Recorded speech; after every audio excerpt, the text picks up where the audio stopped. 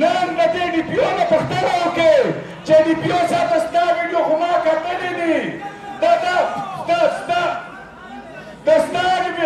ستا ویډیو زه جواب درکوم که نه ما د ده ویډیو کتلې دي دی وایي چې زه به منشیات لرې کومه دی وایي چې زه دهشتګردي لرې کومه دی وایي چې بدخوري لرې کومه دا ستا په ډیپارټمنټ کې چې څه وشو دا رښتیا ووایه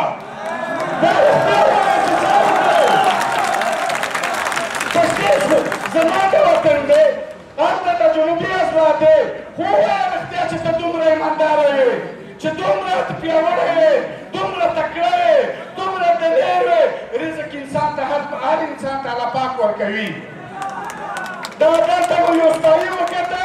د مردان وره د دې یو سپایي جرأت کولی شي خو یو افسر په بغیرتوب کې ژوند تېروي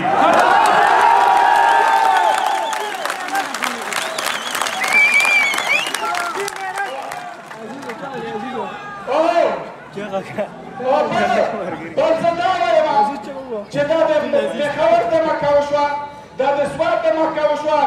ډي پي او یو قسم بیان کړي ډي سي او یو قسم بیان کړي آی ایس پي آر بل قسم بیان کړي ترجمان یې بل قسم بیان کړي او ولس یې بل قسم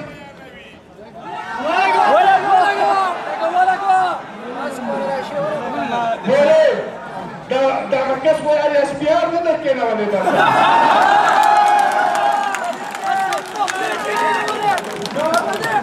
نو ولس بل قسم بیان کړي د یوې دماکې لکه څرنګه چې اوس سینیټر صاحب وفرمایل چې دلته پولیس والا خپل بیان موجود دی چې دلته بجلي هم نه وه چې بجلي نه وه بیا د سرکټ د کومه راغی او ملګرو نن به په شپ کې خبره نه کېږي نن به خبره صفا کوو ټول سیاسي مشران ناست دي آینده دپاره چې کومه واقعه کېږي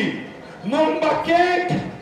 او فوجي چمنې مخامخ بدلونه هم ورکوو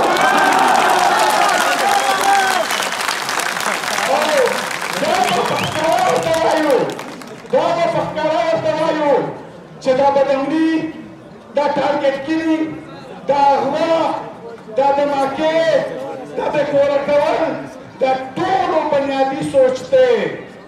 د دې ټولو طالب او فوج زوړ یې پلار دي په دې کې هېڅ فرق نشته د دې د شپې منصوبې یو قسم وي او په یو قسم یې جوړې کړي خو د ورځې ولس ته بل قسم وي ملګرو دغې طالبانو پسې دې راغلل چې دا د امریکې ایجنټان دي دا د اسرائیل ایجنټان دي دا د هندوستان ایجنټان دي دا کورونه ورته خالي شول کورونه دې لوټ کړل بازارونه یې لوټ کړل هر څه یې برباد کړل بیا دا طالبان چې لاړل بیا یې واپس راوستل معاهدې یې ورسره وکړې بیا یې ورته وویل د طالبانو سره چې کوم په سابقه فاټه والا سره معاهده شوې ده په هغې کې دا ورته ویلي وي چې کوم دغه خلک دي چې د دهشتګردۍ په خلاف راوځي دا داعش په خلاف دا ورته ویلي وي چې موږ به دا علاقې تاسو ته درکوو خو په ښکاره داسې مه وایئ چې موږ ته واپس اختیار راکړئ دا نارې به نه وهئ او بل یې دا ورته ویلي وي چې د دې علاقې چې څومره سکیورټي انتظامات وي هغه طالبانو ته ویلي وي چې هغه به تاسو وي خو زه افرین ولس ته وایم چې دوی هغه معاهدې ته نه پرېښودل خلک وقتاً فوقتاً راوچت شول او د دوی په خلاف یې اظهار وکړ ملګرې اوس خلک وایي چې پنجاب را بیدار شو پنجاب را بیدار شوی نه دی هغه پالیسي بدله کړه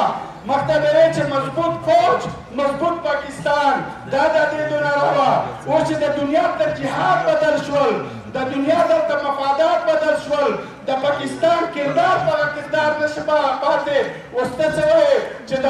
اجاز الحق په خپل پلار پالیسي مخالفت وکړي یا د نور څه چې کوم د جنرالانو بچیان دي چې د فوج په خلاف لګیا دي دا به د فوج د حق کردار مخالفت کړي اوس یې هم حمایت کړي د دهشتګردۍ خو په دا کې بنیادي خبره دا ده چې اوس د فوج په اقتدار کې پاتې کېدل د فوج د دا اختیارات ورسره پاکېدل دا د پاکستان په تاوان کې دي. نو پنجابي هوښیار دی او په دا بل سایډ ورسره راغی چې اوس فوج ته لرې شه اوس یې مونږ ته حواله کړه مونږ پاکستان چلوو. په دې کې د پاکستان د پښتنو په حواله سره د دې ریاست که دا ووایي چې د پنجاب نه فرشتې هم راشي پالیسي نه بدلېږي.